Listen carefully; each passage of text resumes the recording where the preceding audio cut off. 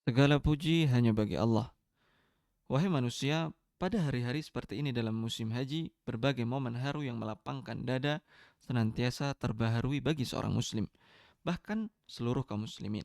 Hal itu terlebih dahulu merasuki ruh-ruh mereka sebelum merasuki perasaan mereka. Ketika seseorang membolak-balikkan pandangannya, ia akan melihat dengan kedua bola matanya pemandangan-pemandangan yang menyejukkan dada dan menyenangkan hati yang terjadi di setiap sisi dua tanah suci dan Padang Arafah, Musdalifah, dan Mina. Sebuah pemandangan yang benar-benar menakjubkan. Tatkala umat Islam berkumpul untuk suatu perkumpulan iman dan rohani. Satu pakaian yang sama, satu seruan, satu hati, satu nabi, dan tujuan mereka adalah keridhaan satu Tuhan yang tiada sekutu baginya. Maka tidak aneh jika Allah menginginkan agar umat ini menjadi umat yang besar.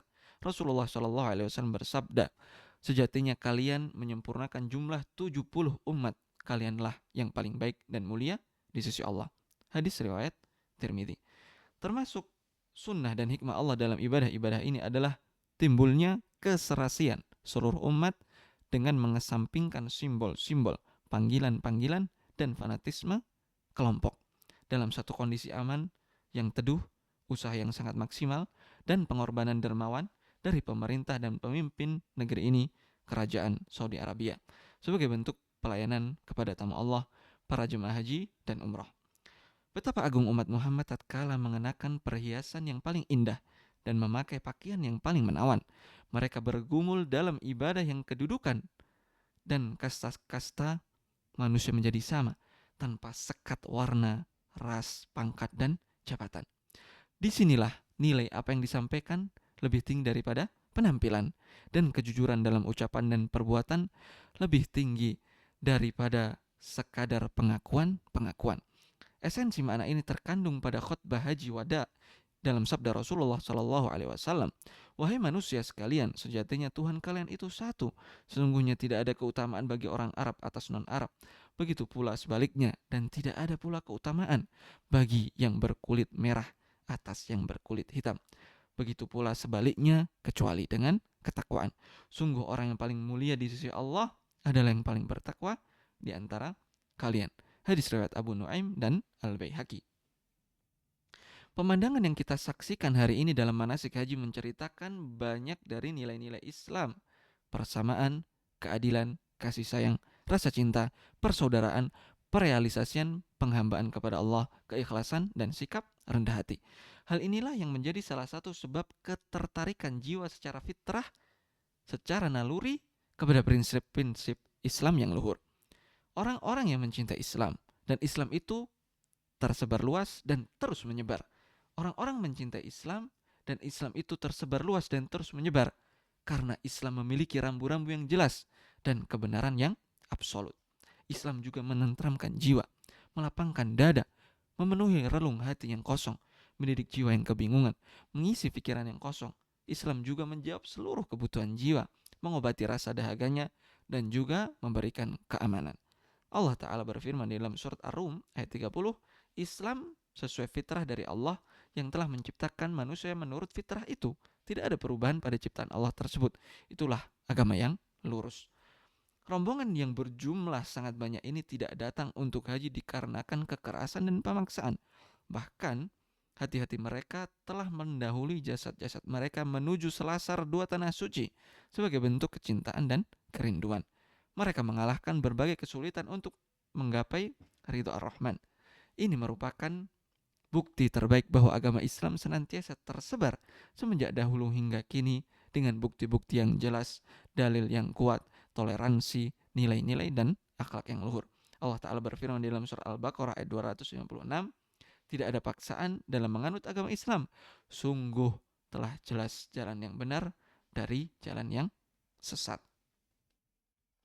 Janganlah merasa heran, wahai seorang muslim, jika rombongan-rombongan ini berkumpul dari seluruh penjuru dunia. Karena nilai-nilai Islam dan poros-poros iman akan melewati pintu-pintu yang tertutup, menembus batasan-batasan dan mencapai kerelung jiwa di lokasi manapun di muka bumi. Ia terus memantau, menyucikan, dan menjadikannya makhluk yang lain. Allah Ta'ala berfirman di dalam surat Al-Baqarah ayat 138, peliharalah sibghah keimanan kepada Allah, dan siapa yang lebih baik sebuahnya daripada Allah.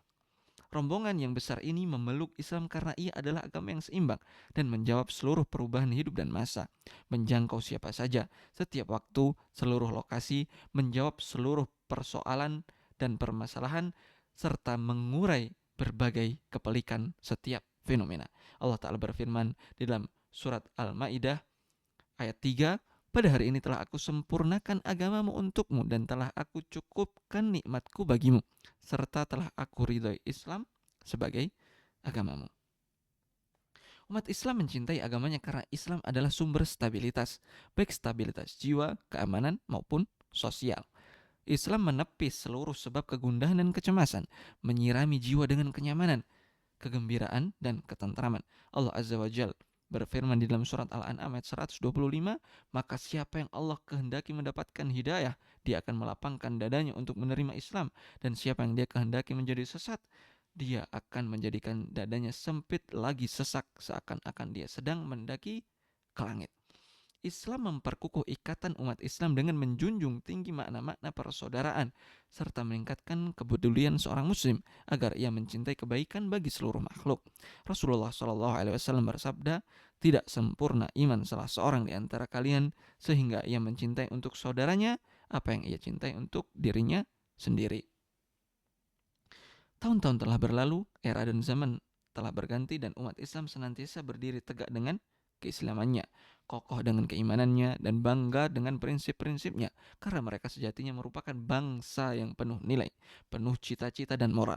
Apa yang kita saksikan saat ini merupakan perwujudan dari suatu umat yang bersatu dalam syariat dan perasaan, suatu nikmat besar yang mengharuskan kita semua untuk mengetahuinya dan merasakan nilainya, serta melestarikannya dengan bersyukur kepada pemberinya. Allah telah menjamin kelanggengannya melalui nikmat besar lainnya, yaitu nikmat kitabnya dan sunnah nabinya Shallallahu Alaihi Wasallam. Keduanya adalah benteng yang kokoh dan perlindungan yang sangat kuat. Selama umat Islam berpegang teguh pada keduanya, niscaya keharmonisan umat Islam akan bertahan lama, barisannya akan terkonsolidasi, dan strukturnya akan semakin kuat. Allah Ta'ala berfirman di dalam surat Al-Anfal ayat 63, dan dialah Allah yang telah mempersatukan hati mereka, orang-orang yang beriman. Walaupun kamu menginfakkan semua kekayaan yang berada di bumi, niscaya kamu tidak dapat mempersatukan hati mereka, tetapi Allah telah mempersatukan hati mereka. Hal ini menuntut penolakan terhadap perpecahan dengan berbagai bentuknya, baik secara lisan, perbuatan, ataupun dengan mengangkat senjata. Allah Ta'ala berfirman di dalam surat Al-Anfal ayat 46, dan janganlah kamu berselisih yang menyebabkan kamu menjadi gentar dan kekuatanmu hilang.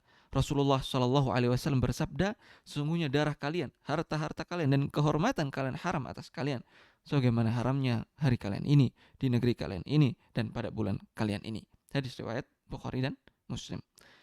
Umat Islam dituntut untuk mewujudkan keamanan yang menyeluruh, yang dengan hal itulah keamanan di dunia dan akhirat dapat terrealisasi, yaitu dengan melindungi akidah dari penyimpangan maupun kerancuan, serta meningkatkan keamanan intelektual generasi muda umat Islam dari paham ekstremisme, fanatisme, dan dari keberpihakan kepada kelompok tertentu, serta dari keterjerumusan mereka ke dalam cengkraman, syubhat, dan jebakan hawa nafsu.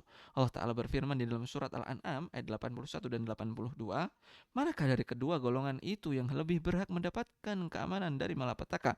Jika kamu mengetahui orang-orang yang beriman dan tidak mencampur adukkan keimanan mereka dengan kesyirikan, mereka itulah orang-orang yang mendapatkan rasa aman dan mereka mendapat petunjuk. Umat Islam adalah umat yang berilmu dan berkarya. Mereka adalah umat yang mengikuti perkembangan yang bermanfaat, ikut serta dalam pembangunan kehidupan, umat yang memotivasi untuk berjuang dalam memakmurkan bumi dan membangun bangsa, serta menjauhkan diri mereka dari kebodohan, kemalasan, dan ketergantungan, dan tetap menjaga pokok-pokok ajaran agama dan rukun Islam, serta nilai-nilai yang terkandung di dalamnya. Dalam konteks ini sangat penting bagi umat Islam untuk menunjukkan toleransi Islam, menunjukkan kemudahannya, keadilannya, dan keluasan hukumnya, serta menjauhi semua hal yang mendistorsi citra Islam dan integritas hukum-hukumnya. Orang-orang yang merenungi ayat-ayat yang terkait dengan prosesi manasik haji di dalam Al-Quran dan Sunnah, niscaya dia akan melihat pilar yang kokoh dalam agama ini, yang menganjurkan untuk memberikan kemudahan, bukan kesulitan, memberikan kabar gembira, bukan menakuti orang lain. Allah Ta'ala berfirman di dalam surah Al-Baqarah ayat 185, Allah menghendaki kemudahan bagimu dan tidak menghendaki kesukaran bagimu. Rasulullah Shallallahu Alaihi Wasallam bersabda saat dia mengirimkan duta besar dan dai-dainya, mudahkanlah dan janganlah kalian mempersulit, berikanlah kabar gembira dan janganlah kalian membuat orang lari. Hadis riwayat Bukhari dan Muslim. Seyogyanya setiap umat Muslim bangga dengan agamanya karena mereka adalah umat yang paling mulia. Sebagaimana firman Allah dalam surat Al-Imran ayat 110, kamu umat Islam adalah umat terbaik yang dilahirkan untuk manusia, yaitu umat yang moderat, tidak berlebihan dan tidak lalai. Sebagaimana firman Allah dalam surat Al-Baqarah ayat 143. Dan demikian pula kami telah menjadikan kamu umat Islam sebagai umat pertengahan, yaitu umat yang terlindungi dari kehancuran dan kepunahan, sehingga mereka tidak akan bisa dibinasakan oleh musim kemarau yang berkepanjangan, kelaparan ataupun banjir bandang, sehingga umat ini akan senantiasa eksis selama waktu masih bergulir. Tidakkah Anda memperhatikan bahwa soft-soft yang kita tegakkan dalam sholat ini merupakan kekhususan bagi umat ini ketika Allah membuat mereka berbaris bagaikan barisan malaikat, serta kehormatan yang paling besar yang akan diberikan pada hari kiamat kelak ketika umat ini datang dengan tanda khusus di anggota tubuh mereka yang disebabkan oleh bekas air wudhu, yang mana itu merupakan ciri-ciri yang diketahui oleh Nabi Muhammad Sallallahu Alaihi Wasallam. Kemudian kedudukan mereka diangkat oleh Allah sehingga umat ini akan menjadi umat pertama yang akan melewati titian yang terbentang di atas permukaan neraka jahanam dan menjadi umat pertama yang masuk ke dalam surga. Kaum muslimin, esok hari merupakan salah satu hari di antara hari-hari Allah, yaitu hari Arafah. Barang siapa yang berpuasa pada hari tersebut, niscaya ia akan meraih pahala yang agung. Telah valid dari Rasulullah Shallallahu Alaihi Wasallam bahwa beliau bersabda, sungguhnya Allah akan menghapuskan bagi yang berpuasa pada hari Arafah dosa mereka setahun sebelumnya dan dosa mereka setahun sesudahnya. Hadis riwayat Muslim. Sebagaimana pula dianjurkan untuk bertakbir secara mutlak pada 10 hari awal bulan Dzulhijjah serta hari-hari tasyrik. Adapun untuk bertakbir secara terikat, maka waktunya dimulai dari waktu subuh hari Arafah sampai terbenamnya matahari di akhir hari tasyrik. Maka pada hari-hari itu ketika seorang selesai melaksanakan atau menunaikan sholat wajib dan beristighfar 3 kali, ia mengucapkan Allahumma antas salam wa minkas salam tabarakta ya dzal jalali wal ikram.